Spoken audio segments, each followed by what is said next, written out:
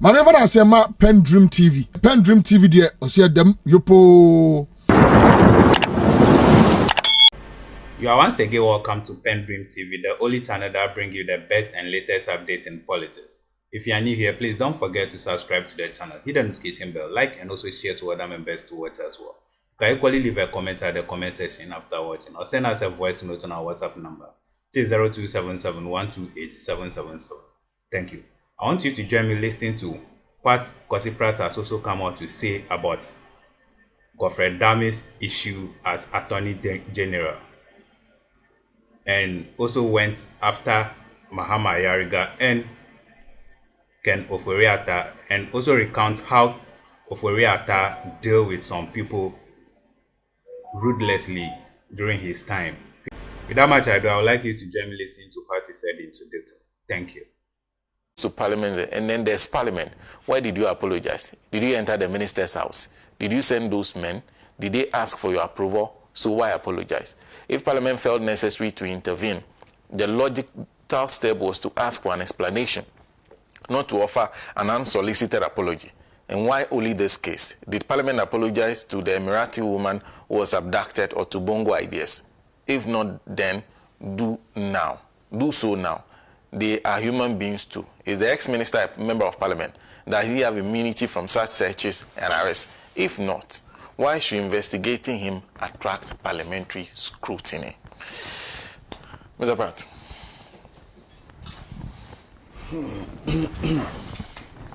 Listen, we all woke up Thursday morning to the very bizarre news that some armed men and plainclothes persons had invaded the residence of the former Minister of Finance, Mr. Ofori.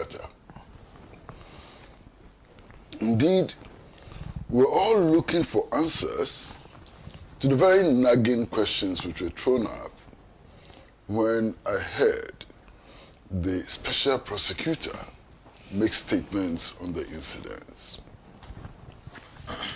The special prosecutor said clearly that the incident may have been arranged by Mr. Ken Ofori in order to provide the basis for smearing him and his office. He indicated that he knew those who had perpetrated that act, but refrained from mentioning names because it could jeopardize further investigations. And I was completely shocked. I was shocked to the extent that that morning I had seen photographs of those who had raided the house. And I saw them in full military combat gear, some of them actually armed to the teeth.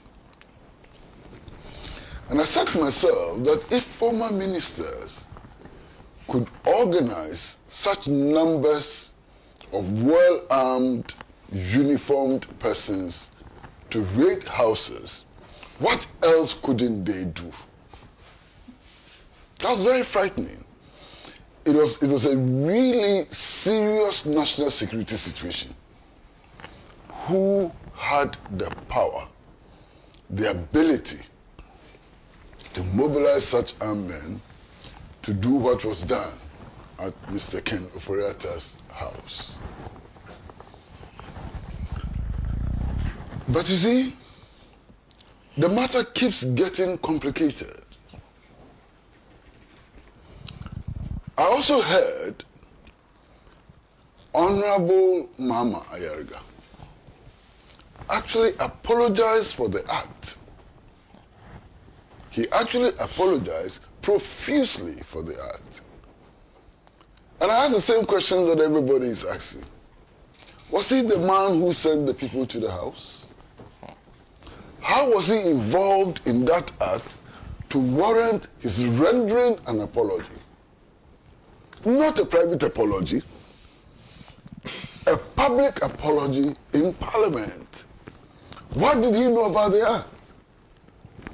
Because if indeed Mr. Mahama Ayariga is innocent, did not know anything about what had happened and so on, was not involved in what had happened, his government was not involved, what he should have done was to call for investigations into that act, to establish the facts for an informed reaction to what had happened, not to apologize. Because to apologize is to admit that you have done something wrong. You or your government have done something wrong. So that apology was very, very strange, exceedingly strange. You understand? But then he apologizes, and then it appears that for him, that's the end of the matter. That cannot be the end of the matter. Listen, if it is true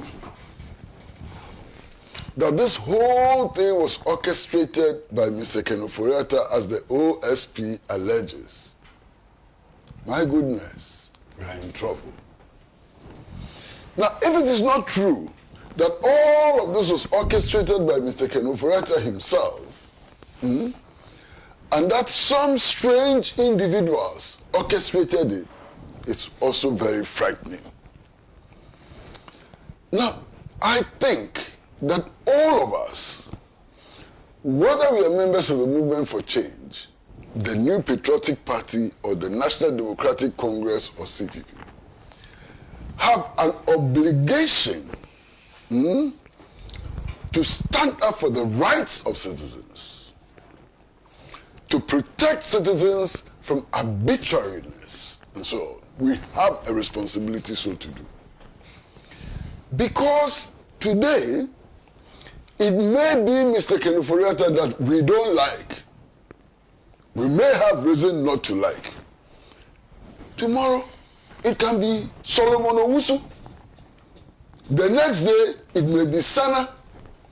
The following day, it may be Madam Lodina Mahama, and so on. So when we stand up for the abuse, against the abuse of the fundamental rights of citizens, we stand up for all of us. Now, is it true that those who raided the house did so without a warrant? And if they did so without a warrant, then they committed a crime. If they did so without a warrant, then they blatantly violated the rights of a citizen. And what I expect to happen is prompt investigation and punishment for those criminals. Because if on your own, you go and mobilize soldiers and plainclothesmen and you raid somebody's house without a warrant and so on, you are committing a crime. And that crime ought to be punished. Not just punished, but severely punished to serve as a deterrent to others. You see, my brother Chumbuafu spoke a lot about what others have been through and so on. I can tell many stories. I can tell the story of my friend, Kwame Ajima, who was arrested in Ho for his opposition to the economic recovery program that the PNDC brought about. He himself was a cadre of the revolution, or described himself as a cadre of the revolution. Within 24 hours, he was shot with 5 others at the border guards headquarters where they were being held as prisoners. I don't want that to happen again. I don't want that to happen to anybody, no matter what party they belong to. You understand?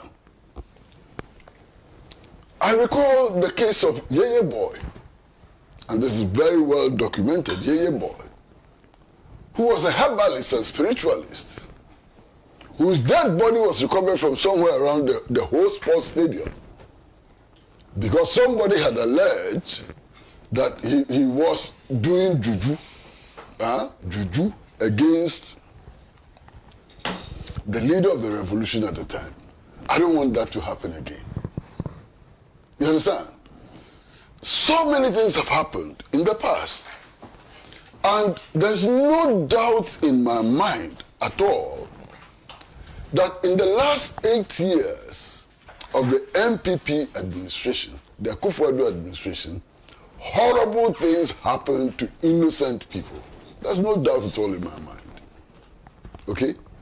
But that is no excuse for perpetrating those criminal acts in violation of the rights of citizens.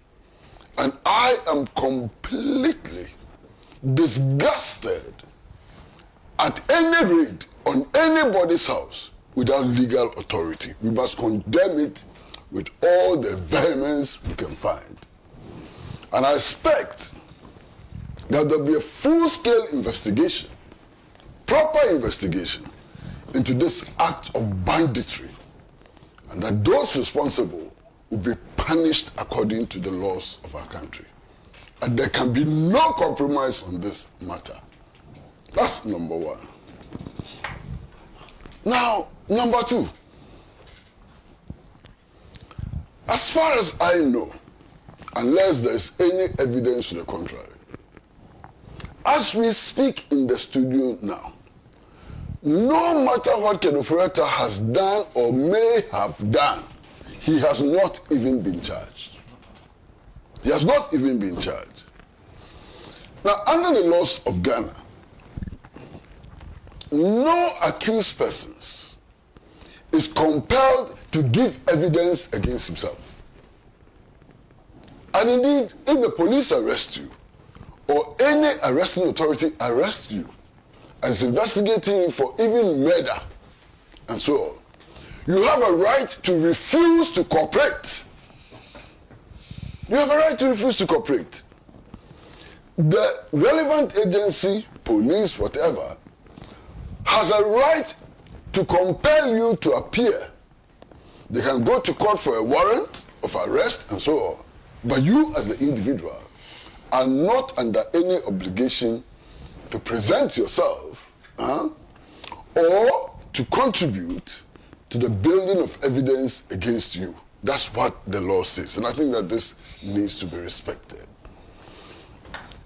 Now, there's a very serious maxim in the administration of law in our country, and which is that everybody is innocent until proven guilty by a competent court.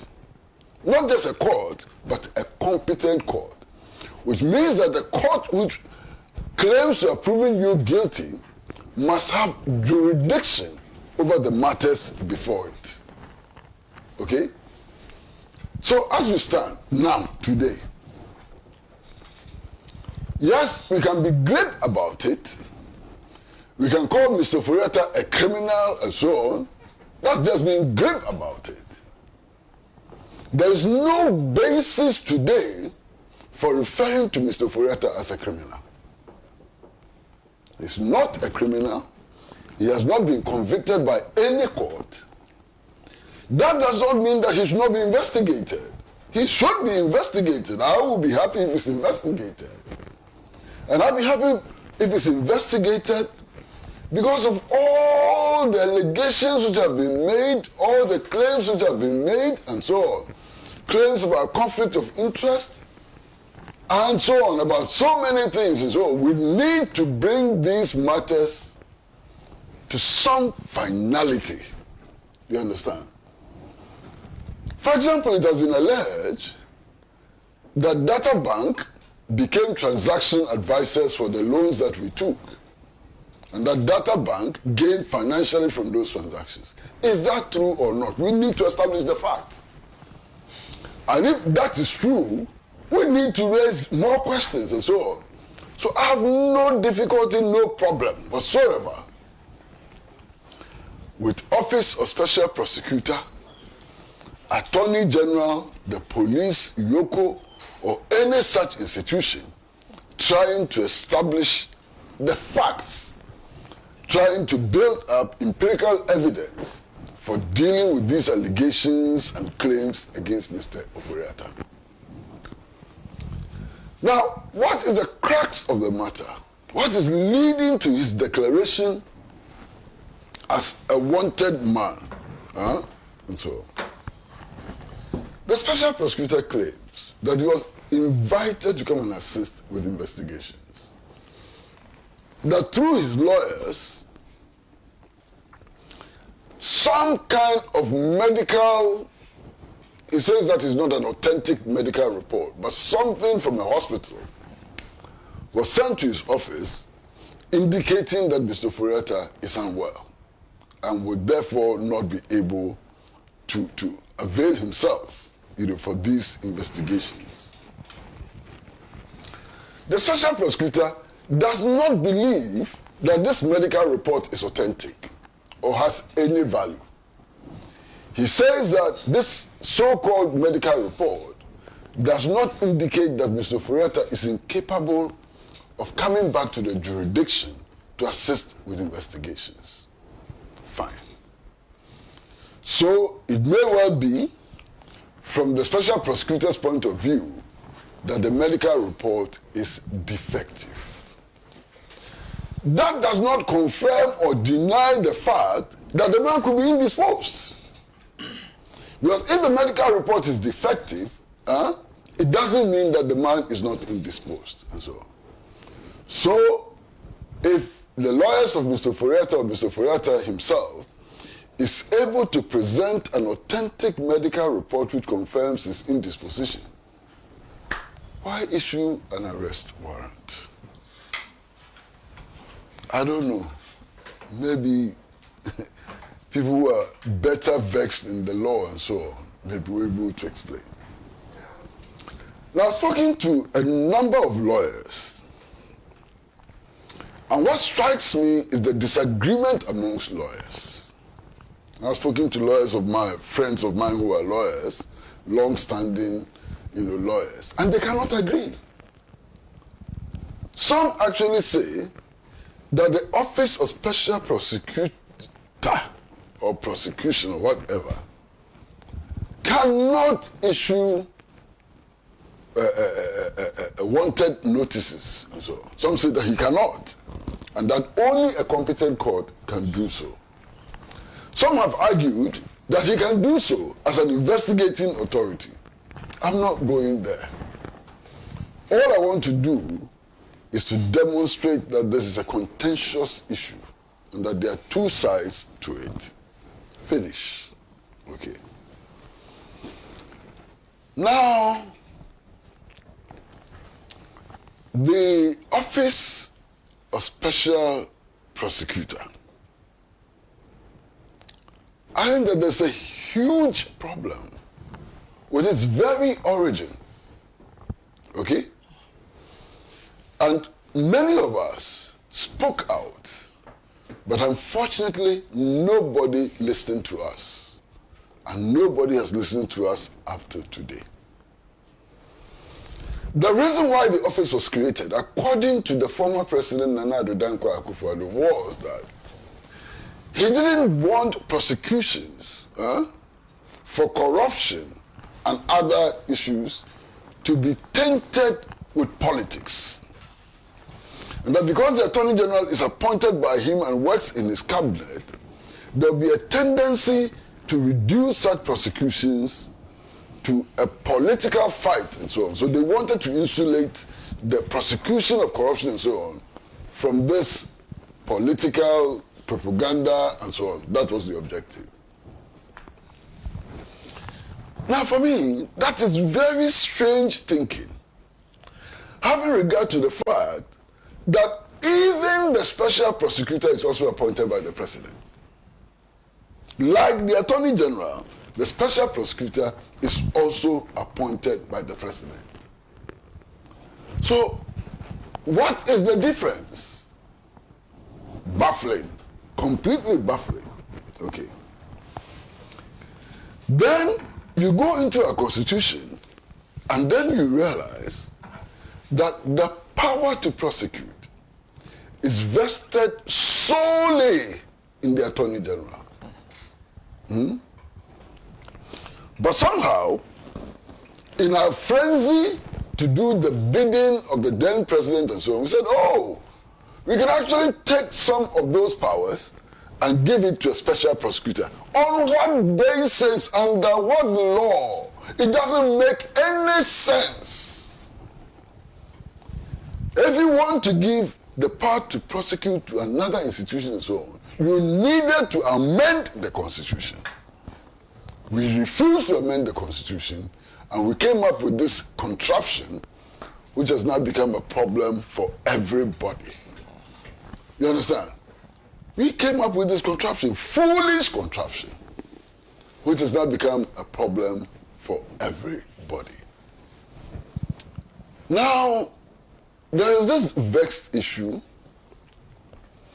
of the current Attorney General discontinuing cases in the courts. And people have said all kinds of things about it. Senator, it costs a lot of money to prosecute people. It takes national resources to prosecute people. Those who carry on prosecutions have a duty to ensure that they are not wasting public funds. Okay? And I believe that it is for this reason that the Attorney General was given the powers to discontinue, cases in the courts. It is for this reason that the Attorney General has powers to decide what to prosecute and not to prosecute. You understand? And I, unlike my brother Atik, believes that if you prosecute a case for 8 years and there's no headway, it's an indication that the case must be very weak. That the grounds for that case must be very weak. 8 years! Why? 8 years! But even beyond that are also other indicators. In the case of this gentleman from the Bank of Ghana and so on, the facts are that the recommendation to discontinue the case came up way before Mahama came to power. I'm sure all of you are privy to that information. That the prosecutors recommended that the case should be discontinued, and Godfred, then Attorney General, disagreed with them and continued. So we know that even before the elections were won by the NDC and Mahama, within the establishment responsible for prosecution, there have been doubts about whether the case had any merit or not. That's clear. Now, the other thing for me is that that case is about some funds that the Bank of Ghana was making available to this bank, UMB, I suppose, which was in some distress and so on. Now, we are told that that facility that the Bank of Ghana gave to UMB had a huge collateral, and therefore, there could be no financial loss to the state because all that the Bank of Ghana had to do in case of default was to fall on the collateral. Why prosecute such a case? Somebody must explain to me. Why prosecute such a case? Such a useless, foolish, nonsensical case. Why prosecute it and waste our resources? So, I don't find anything wrong with the decision which has been made by Mr. Dominic Ayini, or Dr. Dominic Ayini, or Honorable Dominic Ayini, current Attorney General, with regards to that case. Then there's the case of Dr. Opuni. The argument was that, or the case against him was that they had brought in some fertilizer which was of low standards. Master, I followed that case so very closely. And I heard farmers come to court. The farmers themselves will come to court to say that when they applied that fertilizer, their yields increased. If I'm lying, tell me. One farmer said that the year he applied that fertilizer, how the cocoa flowered, he had never seen some before. I heard scientists come to court and testify that even the methods that were used in testing the fertilizer, which formed the basis of the prosecution, were wrong scientifically and so on. And we carried on prosecution for 8 years. Now, if this is not malicious prosecution, what else can be malicious prosecution? So, we wanted this case to continue, just for continuing sake. Then, after 12 years, 13 years, 15 years, an impartial judge will look at the case, look at the facts, and say that, oh, you have wasted Opuni's time. You have wasted our resources, and so on. Why don't you cut it short now, given what we know about the Opuni case? Given what we know about the Opuni case. Today, I'm sitting here saying that I'm completely disgusted by the treatment of Mr. Ken Ofori. Then, I look back, and I remember how Opuni was treated. And I'm sure all of you remember how Opuni was treated. His arrest, he's being driven somewhere to his hometown, somewhere on the border in the Bonhoeffer region, northern part of Bonhoeffer region.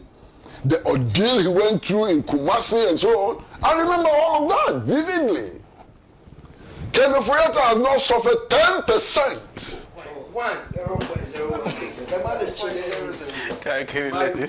Let him talk. Okay, if you say 1%, 1%. Ken Ofori has not suffered, as you say, 1% of what Opuni went through. So if we are crying for Ken Ofori today, we must weep for Dr. Opuni, who was completely mistreated and so on. Then there's the case of Atufosin and Richard Jakpa. I mean, so obvious. If you heard the telephone conversation between the Attorney General and Richard Jakpa, my brother, how can you in good faith, how can you in any honesty insist that that trial should continue? I heard on that, in that telephone conversation, Attorney General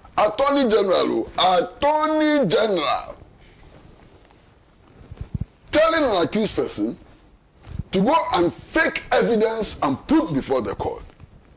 Go and fake evidence that you are sick. Get a fake medical report and send it to the court. Where is the good faith in that? That case is a useless case. Absolutely useless case which needed to be dropped. And on the tape, we all heard what had happened. And nobody has denied the authenticity of that tape. You understand? So you hear things like, oh, you are not the person we are looking for. Who are you looking for? So somebody you are not looking for is stranding child. For what? Huh? And you insist that we must go on with this case. You see, I don't know if the press conference which was held by Mr. Dame, former Attorney General, was at his own instance, or he was advised to do it. But if he was advised to do it, whoever advised him must be his number one enemy. Because the final analysis, it did him no good at all. No good at all. We should frown on malicious prosecution of citizens. In much the same way that we frown on the abuse of the rights of citizens. The same, malicious prosecution is the same, maybe even worse than ordinary abuse of the rights of citizens and so on. So we should frown on it. Then there is this whole business of aura. Sana, aura. And I beg you, listen to me very carefully. I'm just simply shocked by the claim by some of the leaders of the NPP that why is Aura targeting only NPP people? and that it should also target NDC people and so on. I'm sitting by saying, hey, where is this coming from? Master, if all the evidence so far gathered shows that only NPP people have committed these offenses, only NPP people will be targeted. And there's nothing wrong with that. If you're an NPP man, and you firmly believe that NPP leaders and office holders and so on should not be targeted alone, then you must have some information that NDC people too have done some things which are wrong. You understand what I'm saying? Now, if you have information that there are some NDC people too who have done the same things for which the NPP people are being accused and may be investigated and so on, what do? Bring the information. If you bring the information and it is ignored, then you can make noise. But you're saying that we should all be treated equally. If you charge one NDC man, you should charge one NPP man. You just charge by heart without any basis. Do you have the basis? If you have the basis, bring it forward. Simple. This one is not any big matter. There's no mangana in this one. Straightforward. You have the evidence, bring it. And if you bring it and it's ignored, then you can make the noise. You understand? This is not like, some games that we used to play when we were children.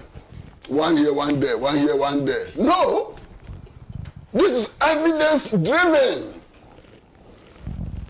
In the beginning, they claimed that Ora had no legal authority. And some of them were asking, is it a commission of inquiry? Is it a presidential commission and so on? My brother, under the laws of Ghana, any and every citizen has a right to investigate corruption. To the extent that we even have what is referred to as citizen's arrest. Beyond gathering the information, you send us sitting here. You can arrest criminals. And hand them over to the security agencies. It's not against the law. What did President Mahama do? He had been elected as President of the Republic. A lot of complaints were coming to him. He was dealing with so many things in the transitional period. All kinds of ambassadors wanted to see him. Foreign ministers were pouring in to see him. He was dealing with telephone calls with presidents. He was dealing with appointment of his ministers and so on. So he said, look, let me take some of the burden off my shoulders and give it to a 5-member committee headed by Okudatu Ablakwa. If you have any complaints for my attention, give it to these 5 people. Let them compile it. When I take office as president, I will then hand it over to the appropriate state institutions to investigate and establish the facts for an informed action. What is wrong with this? Tell me what is wrong with this. And that's exactly what he has done. I think it was yesterday or 2 days ago that I heard the Attorney General saying that prosecutions will begin in 1 week, next week or so. I was surprised. I mean, what kind of investigations will be done in 1 week? So my question is that, look, if investigations are going to be done, let proper investigations be done. And when the investigations have been done, facts properly established and so on, you can take them to court. That in itself would not automatically lead to conviction. But at least the Attorney General has the right to prosecute. And the Attorney General must be warned not to engage in malicious prosecution. The Attorney General must be made to understand that citizens that he wants to prosecute have rights. Many rights. Including the right to be heard, the right to counsel, all kinds of rights. And those rights must be upheld. This is a democracy. It's not the perfect democracy that some of us want. This is limited democracy. This is bourgeois democracy. But even under bourgeois democracy, the citizens have rights which need to be protected. And I do hope that the Attorney General will be guided by you know, these rights and so on. And Senator, there's something that we many times ignore. In Ghana, now, the Attorney General has two positions. The Attorney General, being Attorney General, is at the same time the Minister of Justice. So it is the Attorney General in whom power is vested to ensure that citizens enjoy their full rights. So even as he's prosecuting citizens and so on, there is a counter to that, which is the enjoyment of full rights by all of us. I hope that the right things will be done. And I hope that at the end of the day, those who have committed crimes against this country will be punished. And that those who are innocent will remain innocent and free. That is my expectation. I avoided saying prayer deliberately. That is my expectation. Finish. Thank you. Thank you very much. And if you just join us, the Mother of All Talk Shows, Alhaji and Alhaji, we are concluding our conversation on the very first topic. This is like 3 topics in one, actually. There are 3 different events that we're discussing on this matter alone. Now we have to move on to one last one, but that will only take some quick comments. But before we do that, this is Zina Ejo who says, I hope Ghanaians now understand what Mahama meant when he said that he won't take advice from a vile critic like Akufo-Addo who had never been a president then.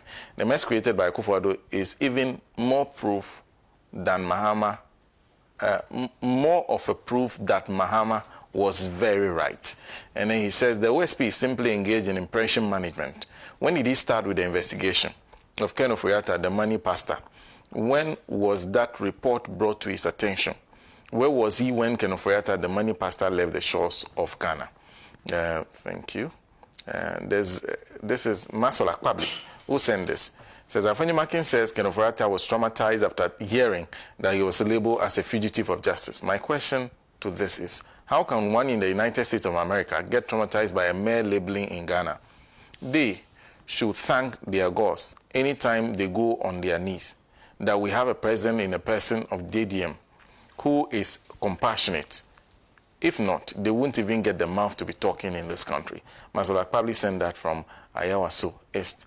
There's this one from, Papa Bisiu, who says, whoever is defending Ken Ofori, seriously speaking, doesn't fear Almighty God. Truth be told, here is a man who never took into consideration the plight of majority of suffering Ghanaians, brought in e-levy, betting tax, haircuts, leading to old men and women suffering and dying because they were unable to access their monies.